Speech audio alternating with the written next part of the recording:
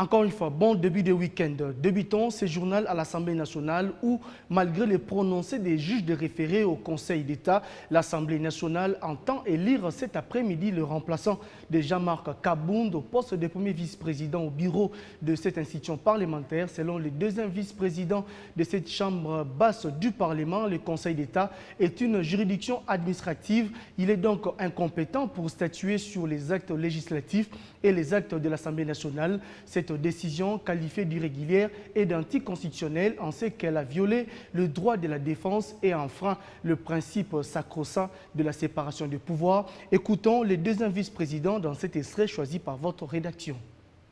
L'Assemblée nationale, alors que le calendrier était en cours d'exécution, la candidature de notre collègue Nseya Patricia était déjà reçue,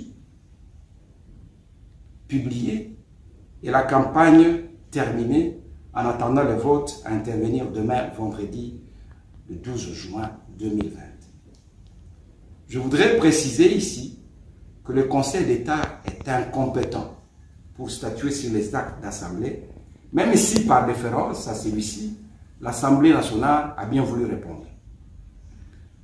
Cette décision est inique, irrégulière, inconstitutionnelle, en ce qu'elle a violé le droit de la défense garanti par la Constitution et même la loi portant l'organisation et fonctionnement des juridictions administratives. Cette décision enfreint le principe sacro-saint de la séparation des pouvoirs, en ce qu'elle est une interférence dans le fonctionnement de l'institution Parlement. L'Assemblée nationale fera appel de cette décision et elle précise qu'elle continuera à exécuter son agenda de l'élection du premier vice-président de l'Assemblée nationale sans égard à cette décision.